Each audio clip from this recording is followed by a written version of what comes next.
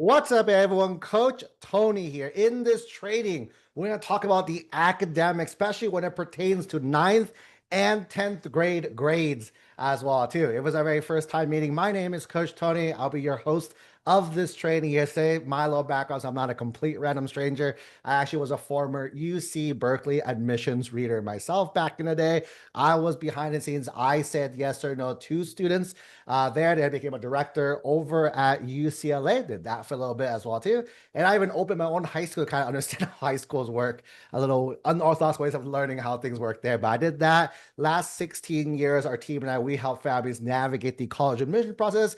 We have a pretty good track record. 98% of our students do make it to their top choice colleges working with us. Because again, for us, we approach admissions a little differently compared to most people, right? You hear a lot of people talk about, how do I help my child stand out? How do I help my child look different than everyone? I would say in 2025, it's like impossible to look different. It's impossible to stand out unless you truly are that top 1% that is standing out. But for a lot of us here joining us live or watching the replay, we're probably realistic, probably 99%, right? So how do we, the 99%, get into these top schools?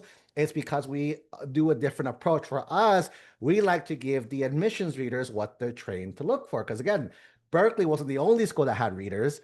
Every college out there, UCs, privates, Ivies, every school in between, they have readers who read their application. Once you understand what they're trained to look for, that's the one recommend a yes or no to you. So if you understand what they're trained to look for, you can understand how to play this game of college admissions correctly. And that's kind of what we're going to do today on this call. Today, we're going to focus more on the academics, specifically pertain to 9th and 10th grade grades. So really quick, we are going live right now. So if you're watching this live in the chat, the chat's open. You have any questions, feel free to pop in during this training. But can you guys drop your grades? If you are a 9th grade, drop a 9. 10th grade, drop a 10. 11th grade, drop 11th.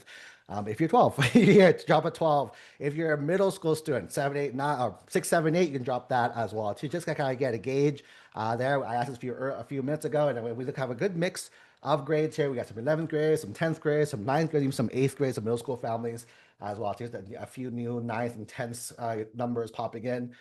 Very awesome. Cool. So in that case, let's go ahead and dive in. I'm gonna go ahead and share my screen really quick. I think you guys can probably see this. Again, we're gonna focus more on freshmen and sophomore grades as well, too, specifically. So what we're gonna do, we're gonna do a quick little intro to the focus of the academics today on this call. Then after that, we're gonna focus on breaking down what truly is important in this section, so especially because we do have a lot, looking at chat again, we do have a lot of 9th and 10th graders, so it's got a perfect territory for you guys here. So first off, let's break down again what college admissions is looking for, right? When it comes down to college admissions, there's kind of 3 things that are really important. 1 is your academics, 2 is your activities, 3 is going to be your application itself. And that's pretty much it. Everything you can think of when it comes to the admissions process falls under one of these 3 categories. Test scores falls under academics, volunteering falls under activities, essays falls under applications. So anything you can think of when admissions would fall under these categories. Today, we're going to focus on the academics specifically, one of the 3 parts. Spoilers, right? The academics, right? If you zoom this out a little bit, academics is actually one of the least important factors, right, in the admissions process, right? Not saying it's not important, just the least important. The reason why is in today's world, everyone's smart, right? Because everyone's smart, right? How can we compare smartness, who's smart and whatever? It's a really hard game to play. So instead, what we like to do is how do we show strong academics, right, in this section while, right, understanding that activities and the applications is weighted more, right? So that'll be kind of, if you watch a bunch of our trainings, you kind of understand how that fits together. But again, we are going to focus more on the academics in today's puzzle. It is a core component. Every grade you do has some level of academics. as well. So we'll talk about that today specifically. Okay. So the first thing we're going to break down, because one of the big common questions that comes up a lot is the word GPA, right? Because people, this is the one thing that everyone pays, I think, too much attention to, right? GPA is your grade point average. It's the mathematical number when you average out your grades, right? So first off, what is the GPA and how do you calculate it out? So basically, how to calculate GPA.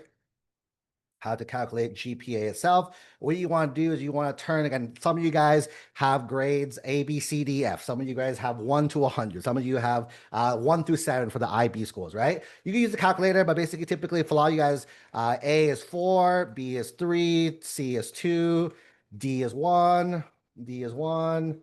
F, I can't type today. F is 0 as well too, right? So each semester, that's the key as well too, it's not per year. Each semester grade you get, all right, or each quarter grade you get, you convert your letter grades to numbers as well too. For a lot of us in high school, we don't have the pluses or minuses that matter. If it does, it's like a 3.5, 2.9, so different numbers here. But for now, keep it simple.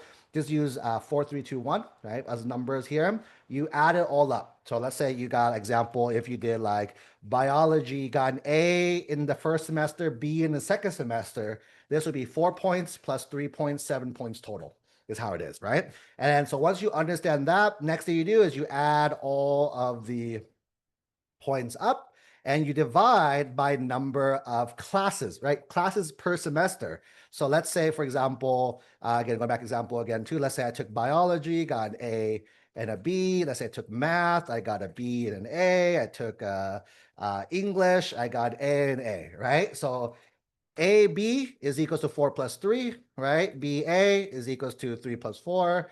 AA, 4 plus 4. So, oops, 4 plus 4. So this one is 7. This one is 7, right? And this one's 8. So 7 plus 7 plus 8 is, oops, plus 8 is equals to 15, 22, right? 22. And then you divide this by the number of classes, number of grades you got, number of classes, number of grades you have. So there's 6, not 3, there's 6 grades, right?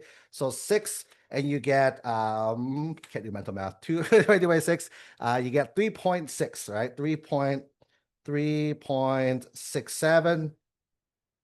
And that'll be your GPA. So that's a GPA calculation itself. For some people, though, you guys take honors classes, right? You guys know that honors classes, reason why people say go take the honors classes, the honors gets you the +1 credit per class that you do as well, too. So let's say, for example, go back to our example.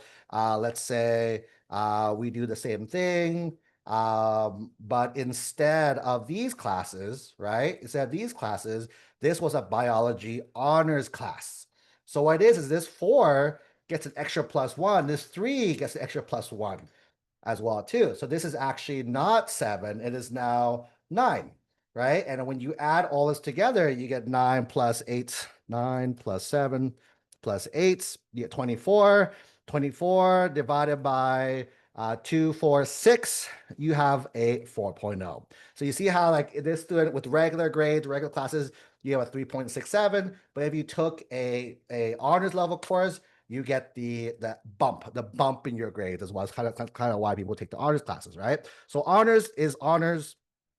Honors counts. Typically, if you take like some schools, they're advanced, gets the +1 as well too. The accelerated usually gets counted. The more typical one is AP, advanced placement, IB, international baccalaureate, and college level, like dual enrollment, taking college level courses. All these typically add a +1 to your schedule itself. Okay, so that's kind of we call this the weighted GPA. The ones without this is called the unweighted GPA as well too. So when you hear those words, that's what it means. Unweighted, you don't do the extra math. You just get exactly what you expected is all. Okay, so that's a GPA. So I'm going to throw in really quick in the chat if you guys are here as well too. For those who are here live as well, the numbers keep ticking up as well too. Anyone here applying to one of the California schools, the UC system, UCLA, Berkeley, or any of the Cal State schools as well too? Like Cal Poly, a few yeses, awesome, fantastic. So the UCs use something special called the UC GPA. It's a little different than your normal GPA itself. So let's talk about that for 2 seconds, right? So the UC GPA is a little unique, right? It's GPA calculated from the summer after ninth to the summer after 11th, right? So basically, typical high school, you have ninth grade fall, ninth grade spring. This is now 10th grade fall, 10th grade summer, I mean, 10th fall, 11th, no, sorry, 10th spring, right? And then 11th summer, fall, all again, right? So that's kind of all the different semesters you typically have in college. Let me do it fast. Oops, 10th, 11th, and this is 12, right? So these are the different terms that you have. The ones that count for your UC GPA are going to be these middle ones right here, right? So if you took a class after ninth grade, that counts towards UC GPA. If you took a class summer after 11th, that counts as well too, right? So same thing here, everything counts the same, right? UC GPA, again, add up all of the grades. Again, pluses and minus don't matter, right? So again, 4, 3, 2, 1 is all you need there. And then, so here's where it gets kind of fun, right? So the honor points. The honor points is a little special. The honor points, there's two rules you need to understand. First rule is in 10th grade, up to 4 honor points, right? So in 10th grade itself, you can have up to 4 points. So let's say this was my schedule in 10th grade, right? This honors class counts, so that's 2 classes done, right? That's 2 points done. Let's say I took math honors. So I'm doing another example over here. Let's do another example on here, right? So example again, example, right? Is let's say I took honors math as well too. So this becomes +1, this becomes +1. So this is also 9 points as well too, right? And there's my 4 points. 1, 2, 3, 4, right? So when you do the GPA here, it's 9 plus 9 plus 8, which is equals to 26, I think. 26 divided by 6 points. 26 divided by 6, 26 divided by 6 is 4.3, right? So that's the UC GPA for this semester, right? Let's say, what if, right? What if this student took all honors, right? English honors here too, right? Would I get the +1 here? Would I get the +1 here? For the regular GPA, yes, but for the UC GPA, no, I would not get because I already maxed out my top 4 points, right? Keep that in mind. So again, this student, even if they took the honors here, right, their GPA is also 4.3. Look at that. This schedule, 2 honors, 1 regular, 4.3. This one, 3 honors, also 4.3. So you're asking me, Coach Tony, why am I going to do more work now if my child's going to get the same GPA number? Hold that thought as well too, right? But that's kind of the logic of how the UC GPA works. So first off, up to 4 honors points in 10th grade. For 10th and for 11th grade, up to 8 honor points here. 10th plus 11th, up to 8 honor points total, right? So what does this mean? Because this is the actual logic, right? This means in 10th grade, you can have up to 4 points, aka 2 classes. In 11th grade, you can have up to 8, meaning 4, you took 4 AP classes, 4 honors, they count too, but the max of both years put together is only 8 points. What does that mean? So there's a few examples here, right? Let's say example in 10th grade, right? 10th grade, I got 4 honor points. In 11th grade, I got 4 honor points. Oh, 11th grade, right? 11th grade. That means total, I have the max 8 out of 8. 8 honor points I get added, right? Another example, let's say I did 4 this year. 11th grade, I only took 2. Then my total is only 6 points as well too. Let's say next example for me is in 10th grade, I got 0. In 11th grade, I got all 8 points. Then in my total is the 8 counts here. Let's say in 10th grade, I take 6 classes, right? 3 classes, right? Which I maxed out, so I only get 4 points right here. And at 11th grade, I take 4 classes, which I should get 8, right? This one should be 6, right? But I'm maxing out at 4. I'm maxing out again at 4 here. Total is 8. So that's kind of how this kind of math works. So you can max out at 8 points. Again, the question is, wait, if I'm gonna get extra credit, why do I care? Again, hold that thought a little bit. But then really quick, going back, this is pretty much how the UC GPA works for you guys there. So keep that in mind. So if you're applying to one of the UC schools, they will look at this number as a number they're looking at as well too. But now, going back now, right? Zooming out, right? One of the things that as a reader I'm looking for, this is one of the things I mentioned above. I don't really care about GPA. A lot of people who do care, they try to game the system. They're like, wait, if I know that I'm only going to get the same GPA both ways, why make my life harder? That's just, if I do this, this gets me the same amount anyways as the other one. So why do more work is the thing. And this is the reason why. One of the reasons why is trends. What a reader is looking for is the story of your grades over time is the key there. Again, that's why I mentioned I don't look at GPA because it's just a number that you can do. The trends is the story of your grades over time. So what I'm looking for, there's two trends that we prefer as a reader, right? First trend is I call it the high plateau, right? Your grades stay high, right? You have a mix of all A's or like mostly A's, a few B's, sprinkle of B's as well too. Right. I always joke with our students, if a student gets a B, mom and dad will be mad at them. I'll be fine. We have kids who go to the Ivies with A's and B's too. So I don't really worry too much about the B's. But again, the key is strong grades, a lot of A's to show that you can perform well in the classes.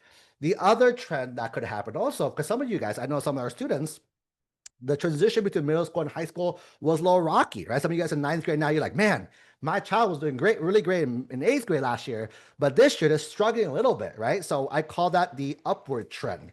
Let's say in ninth grade, they might not do as well as they used to, right? So they probably have more maybe B's, maybe even C's this year, this semester specifically. But over the next few years, if their grades keep bouncing up, keep going up every single semester as well too, that is gonna show the upward trend. That's a really strong sign for the reader as well too. That shows me that you had adversity, you had issues, but you were able to bounce your grades up as well too over time, right? You see how these two, they could have the same number, right, per se, but you can't see this if you just only looked at the GPA itself. So that's why, again, for ninth grade, wouldn't worry so much if your grades aren't where it needs to be. That's cool. It's 4 years. Think of it as a story, right? That's the key word in this. It's a story of your grades. It's not like a snapshot. It's not a one-time thing as well, too. You'll have the few years. And for those of you doing great, keep doing great. Something that could happen, by the way, is I call it the Nike swoosh, right? Nike swoosh. Your grades dip a little bit. Let's say they're doing great. 10th grade comes out, the grade dip a little bit. It's okay. Don't worry. Don't stress out. Our grades can bring it back up again, right? The dipping back up, the Nike swoosh as well too. So these are the different kind of trends that as a reader, I care more about than your grades. And in the chat, I think shout out to Chris as well too. The big thing that I care the most about is going to be the rigor of your schedule as well too, right? So why is rigor really important? Because going back to admissions, right? So when I look at your schedule, what I'm really looking for is not a certain GPA number. I'm not looking for a certain amount of A's that you're doing. What I'm looking for in academics is confidence, right? I want to know, if I say yes to you, are you going to be okay? Because not every student is going to graduate from our college, right? From X college, right? XYZ college. As look it up. If you guys look up, no school, to my knowledge, has a perfect graduation rate. Every school, there's kids who will drop out. There's kids who will get kicked out as well, too. As a reader, I don't want that. I don't want you guys to get kicked out. I don't want you guys. But the thing is, college is tough. College is hard. No one really warns the kids that. Everyone tells, go to college, go to college, go to college. But no one warns the students how difficult college would be as well, too. So the key for, as admissions readers, I want to know, if I looked at your academics, are you demonstrating this for me is the key. So this is why, right? You demonstrate rigor by your honors courses as well too, right? So you're taking more rigorous schedule, because the tougher you are and you do well, it shows me as a reader that, hey, if I throw you in our school, you're going to be okay as well too, right? That's going to be the reason why rigor is so important. It's not just about, oh, I'm only taking this in this major as well too. No, it's just the can you handle difficulty of our school given your class itself. That's why you want to increase the rigor. So for a lot of our students, right? You always ask like, should I take the regular? Should I take the honors? So for me, I'm like, if you're aiming for, if you're aiming for a more for a competitive college, right, you want to opt for the honors route if you can. Honors, the AP, the IB, the dual enrollment, these difficult courses to show the college that you are going to be fine as well. And people always ask me, like, Coach Tony, should I take an easy regular class and get an A, or do I take a harder, rigorous course and get a B? Right? That's the big question all the time. And the answer for this one is you take the harder class, harder rigorous course, and get an A, right? There's no need to throw an or in the equation. Our goal is then now going through the semester, how can we support the students to make sure they do it? Because again, school is not going to get easier. School only gets harder from here on out, right? It doesn't get any easier. Think about it this way. Do you want your tax person, your accountant to skip classes and not do well in math? Do you want your doctor to whatever kind of get by, skip the bio classes? Do you want your lawyer to, oh, I can skip that class, I don't need that as well too? Hopefully not, right? You want your person helping you in the future to be the best, and that's what we want to expect from our students as well too, for them to do well, because they're only going to get harder if they are aiming for a more competitive school. That's why rigor is so important, especially at like younger grades. Thinking in mind, a lot of classes are sequential, right? Sequential classes as well too. Example one is like a lot of schools I know now, they make you take bio or chem to take AP bio, AP chem, right? So you have to take 2 years. So if you skip bio this year, you have to take, you push everything back again, right? You have to take bio next year to take AP bio the following year as well too. So again, keep in mind, everything has a ripple effect as well too. So for me, I try to front load. I try to compress time. How do we bring it up as much as we can is the key. And that's the kind of the honors kind of breakdown for you guys here. Something else to consider is also major overlays, kind of on the topic of sequential. Every major out there, there's things that a reader is trained to look for. So in the chat again, for those who are live, if you guys can help me out, can you drop some of your majors? You can put on everyone mode, put it on host mode only I can see it. What majors is your child, or if you're the student, if you thinking about applying to in the future? What majors are we thinking of? So you can just drop it. I can list a few. I see here computer science. I see biology, like pre-med. Pre-med, I see engineering, see business. I see law. Sorry, here. This pretty much hits most most folks, right? As well too, as well. So yeah, I think it hits most folks as well too. So let's talk about this, right? So first off, engineering, right? If you're interested in engineering, there's a set overlays, by the way. So overlays, right? Overlays is a set of classes and activities, right? We won't talk about that today, but different training, different day, right? The activities that a reader is trained to look for in your academics. So if they are trained to look for this and you don't have this, what do you think that affects your admissions? So, and this is the understanding what they look for, making sure we do that, right? So going back to engineering first. If you're interested in engineering, if you're interested in engineering, there's two types of classes that are important. First one is going to be strong, or I'm gonna say very strong math. And the second one is strong physics as well too. So when it comes to very strong math, what does that mean? Again, for those who are a little older, again, this call is more for 9th and 10th grade, but if you are a junior, you're sneaking in and you hit this, keep in mind, these are overlays. These are things we should do. Doesn't mean you have to do this, but again, we just highly encourage you to do this, right? But ideally, assuming you are 9th and 10th, you can kind of change things. Ideally, what we have our students do who are typically aiming for top schools, we want you to get to calculus BC by junior year, right? The reason why we want to, oh, this is like calculus 2 for those who do to college, calculus 2, right?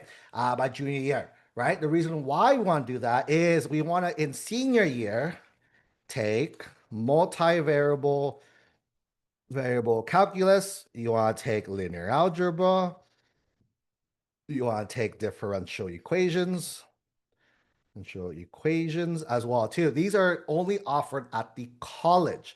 These are all college level courses at community college, for example, as well too. So most schools, some schools do, by the way. I know some schools in like New Jersey, some schools in the Bay Area, San Diego, they offer this level of math. If you go that high, typically schools that are specialized in math, they have that. But for most schools, you don't have that in high school. So you have to go to community college, take these classes. So I would recommend if you can finish by junior year, you can take it. If you can't fish, don't stress out. It's not the end of the world. But there's a lot of us, keep in mind, a lot of our competitive students, they're kind of on this track here.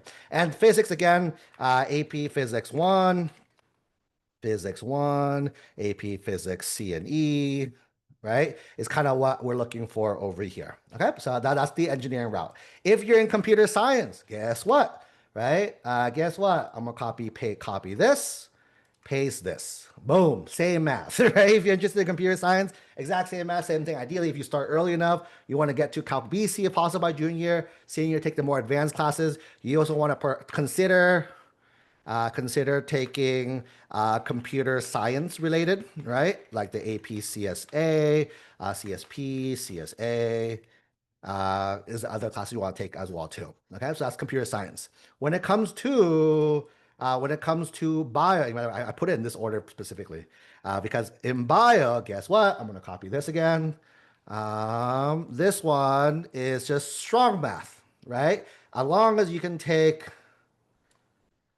calculus, you're good. It's a calculus 2, right, is the key here. And you also want strong biological sciences. For example, AP Bio, AP Chem, AP Environmental Sciences is the other class over here. Okay, and then business copy again. You want strong math, right? You can take stats if you like as well too, and very like the business related class like AP Econ, for example, is another one that's awesome. Okay, and law as well too. This strong is strong humanities as well too. For example, AP Gov as well too is fine, right? AP Gov is the pretty much like a lot of rigorous courses there, but yeah, it's pretty open, right? Is a key. But you can see, right? There's different classes that as a reader I'm kind of looking for in your application to show me you're ready for the workload once it comes to our school. Some of this, by the way, like it's Calc BC,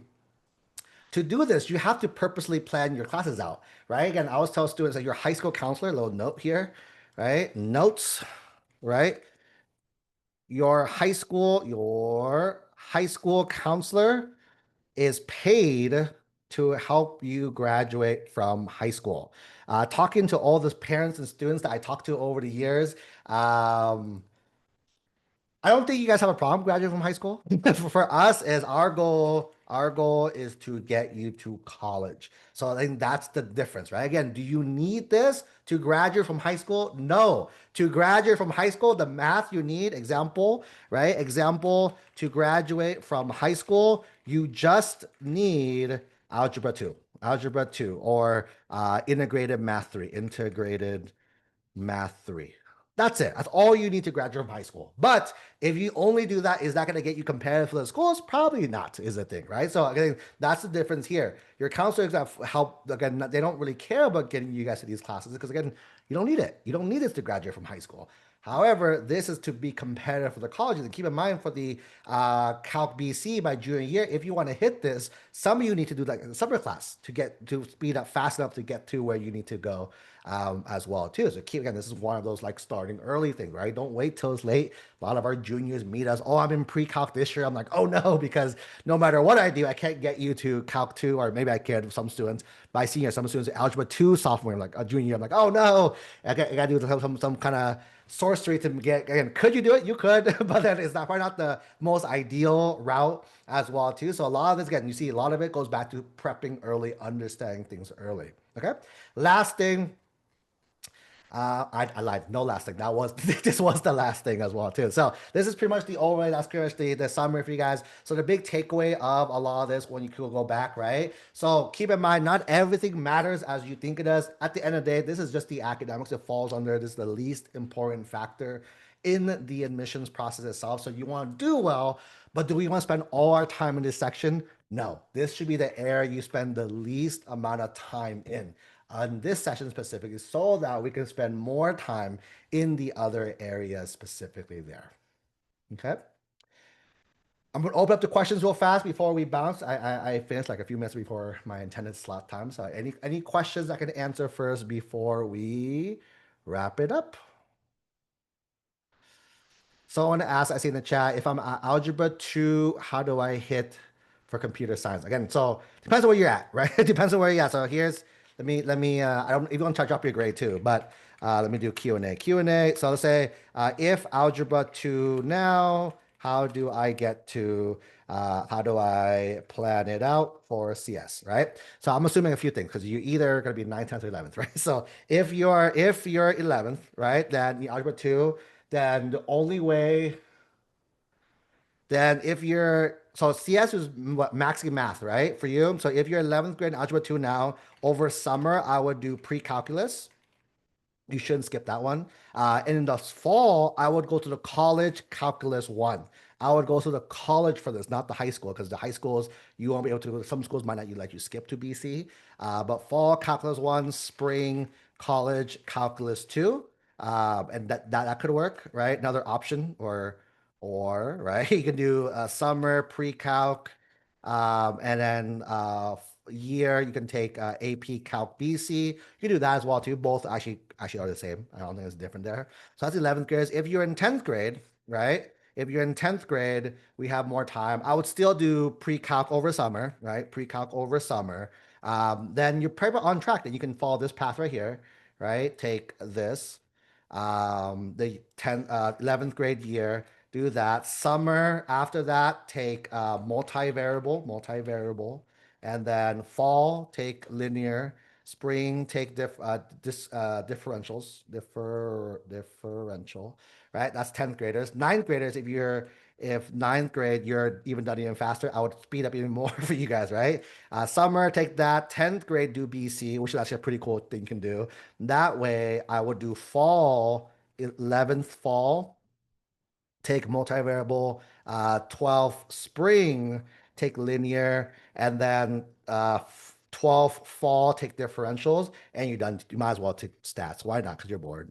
You're bored. That's a very easy class for you guys as well too. But the reason I could, ideally, if you could do this, is really cool. The reason why this is cool in all the paths is that most students never make it to multivariable linear algebra, right? However, if you can get it done 11th grade, actually it's 11th spring, 11th grade, you get to show your grades on when you apply, right? Senior year is just like they use report your classes, not the grades. So most students will probably be in either this bucket or this bucket, where they'll say, I'm taking calc, I'm taking this as well. But if you're in this third category right here, you have a grade for multivariable, you have a grade for linear algebra.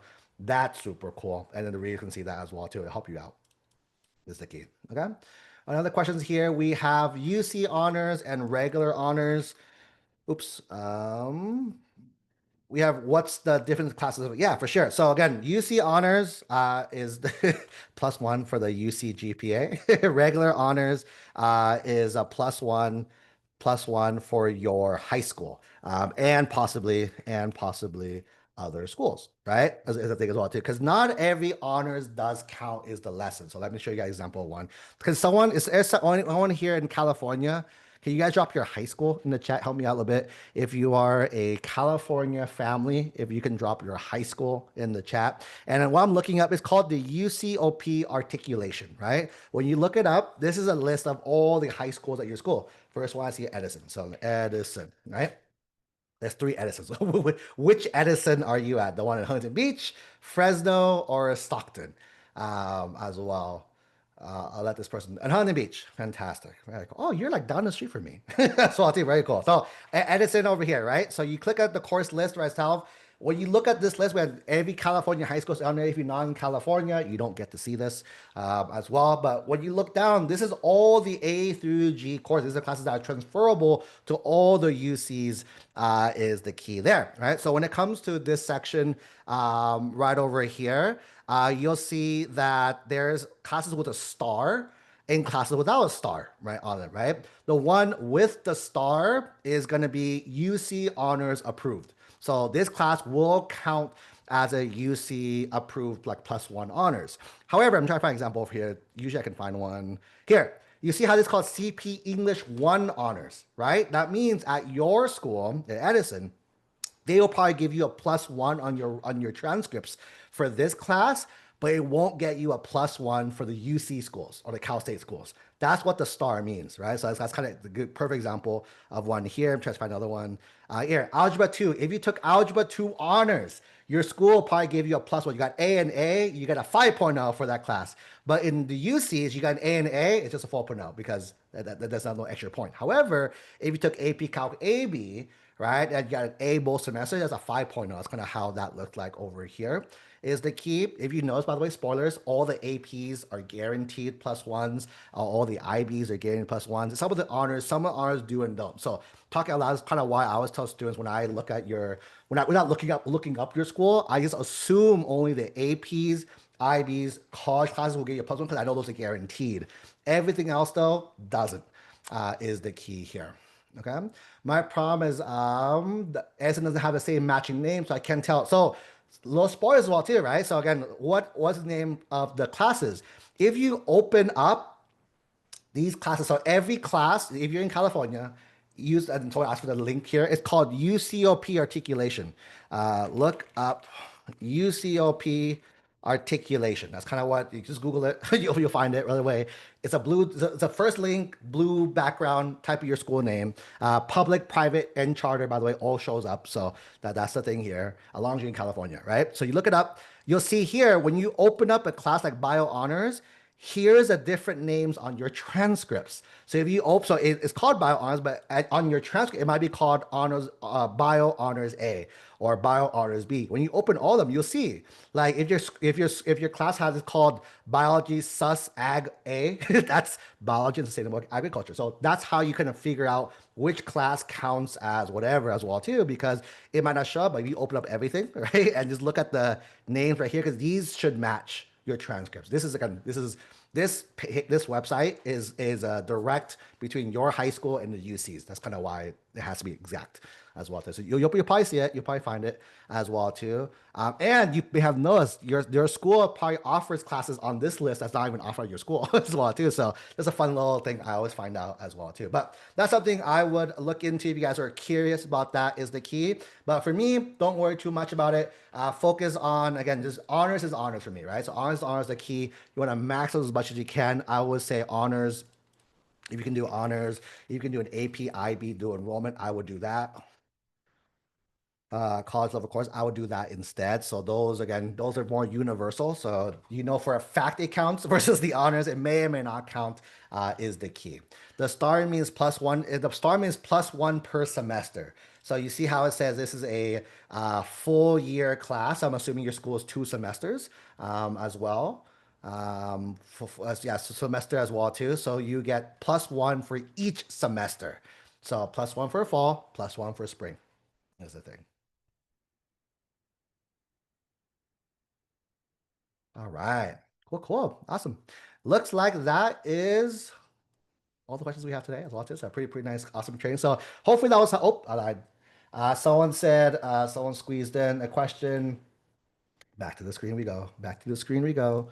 All right, next question here is, due to schedule, I can't sign up for AP classes. I see the AP is offered online. Does it matter taking online or in person? That's a great question as well too. For me, that I don't care, right? Is the thing, right? So either one is fine as well too. There's also some online high schools.